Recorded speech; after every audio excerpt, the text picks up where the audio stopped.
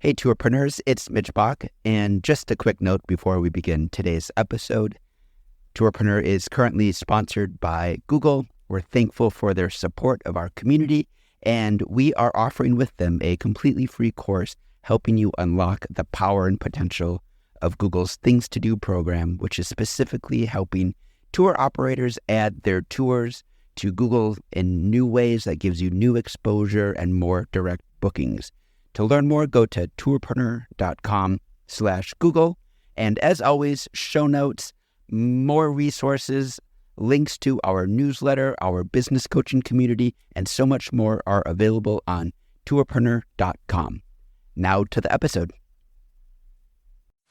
Today's episode is brought to you by Checkfront, the booking platform trusted by over 5,000 tour and activity operators around the world. You can start your own free 21-day trial over at checkfront.com.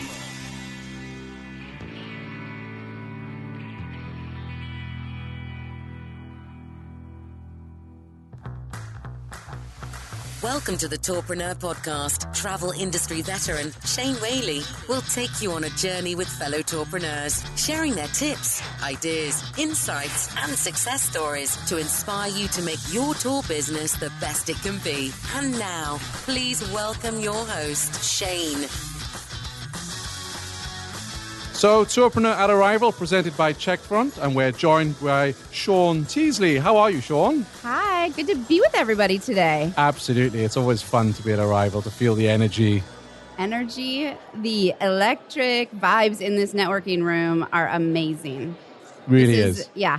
I've worked for Arrival for a year and a half, and it is addicting to come to one of these conferences. Just the pure passion and meeting everybody, hearing their stories, the creativity that goes into tours and activities, it's none else. Absolutely. It reminds me of a reunion in many ways, because you get to see people that you haven't seen for a year and you talk to you see on social media, and we're going to talk a lot about social media, yes. Or via email, but when you actually get to meet, shake hands, give a hug, and hear what's going on, that's what I really love about Arrival. Yes, completely. We create the space for people to brainstorm and network and just exchange ideas like we're going to do today. Absolutely. So Talk about social. Yeah, I was keen to talk to you because you are a social media ninja.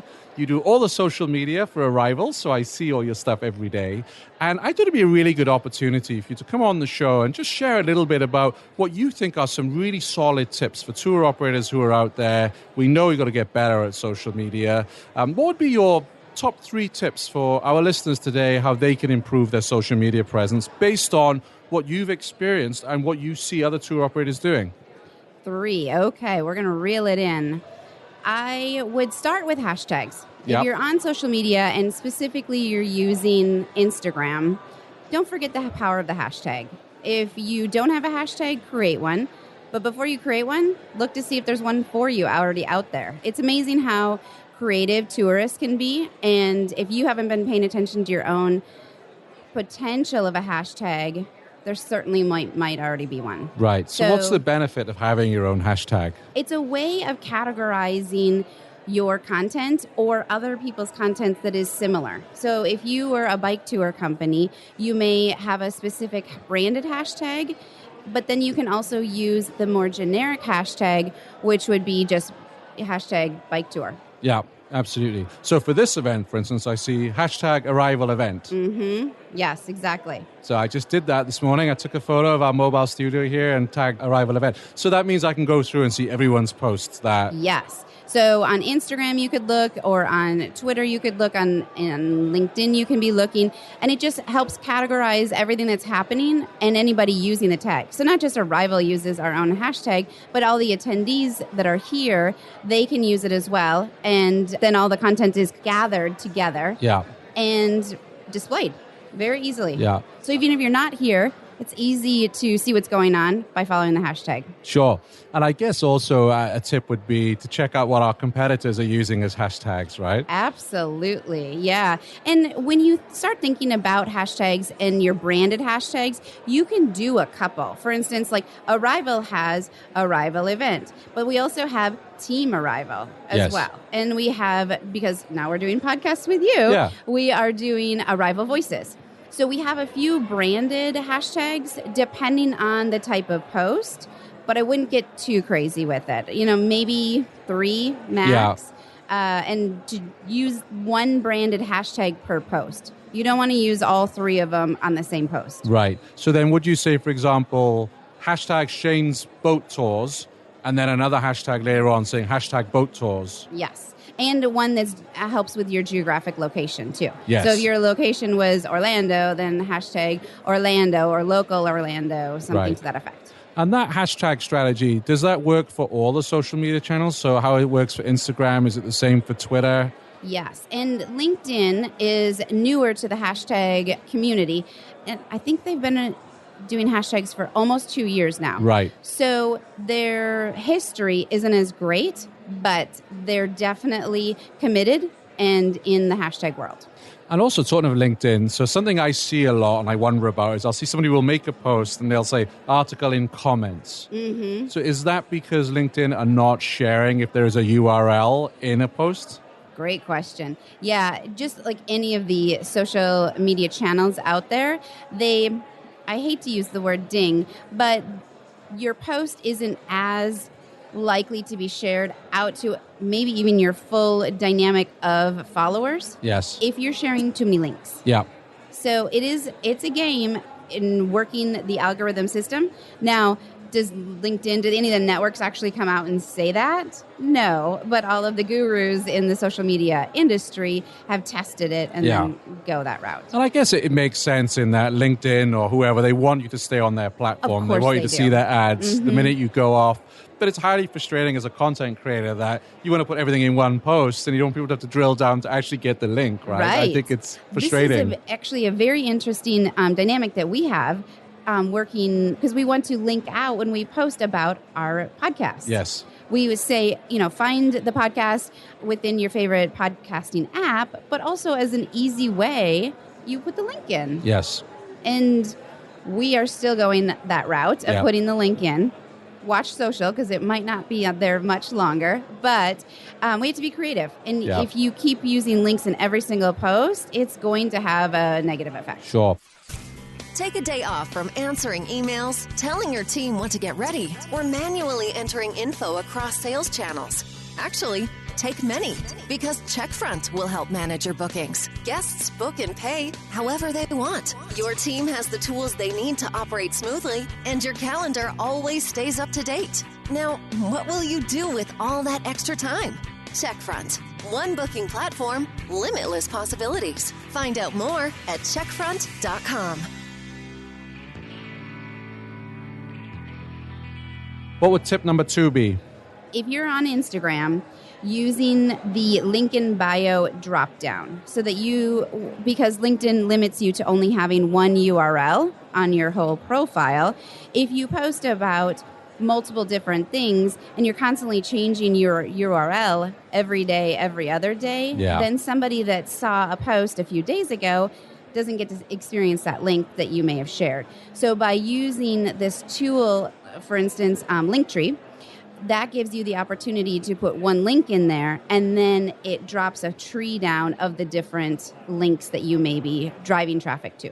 Fantastic. Yeah. Is that something Arrival is using? Yes, we use Linktree. So we can, people who are listening to the show can actually go to the Arrival. Take a look for an example. And see how you're doing it. Mm-hmm. No, I think that's really smart because they don't allow you to put links into Instagram, correct? They allow you to, they're just not live. And then that annoys your viewers and visitors because the link is there, and if it's a very long link, you can click on it, and it's just highly annoying. Sure.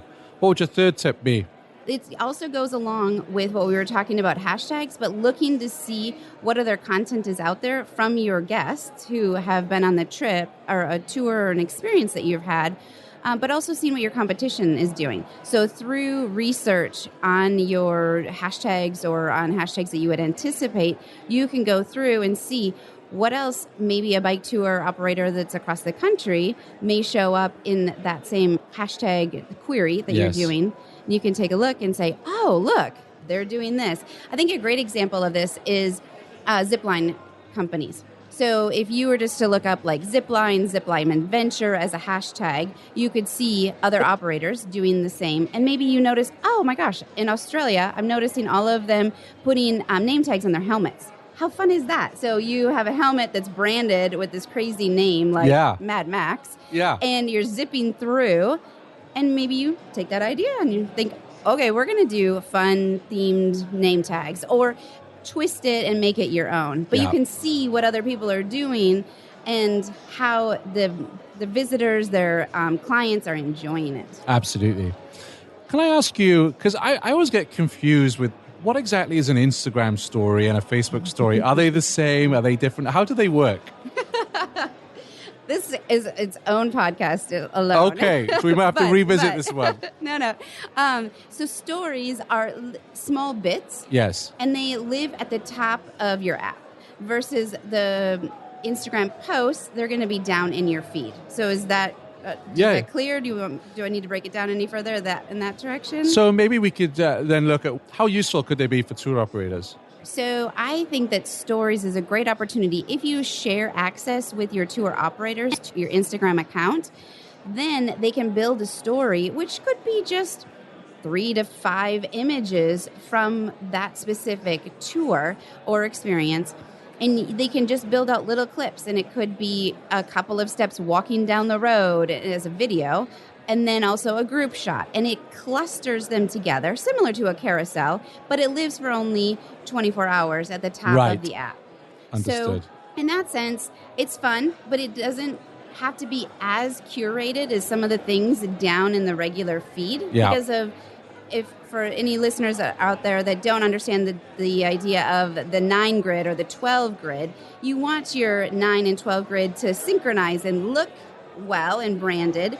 But if you give access to your tour guide, they may not have that same eye, but it's certainly fun to post images from a tour. Definitely. And so giving them some creativity that doesn't affect your 9 grid is brilliant. And it also gives those guides just a fun opportunity to share what's going on from their tour and not have to wait later to post it and have whoever does their social media post it out.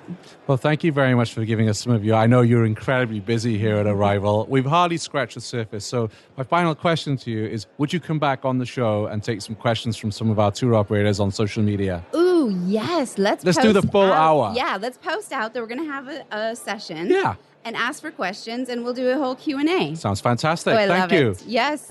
Thanks for listening to the Tourpreneur podcast. Be sure to visit tourpreneur.com to join the conversation and access the show notes, including links to the resources mentioned on today's episode.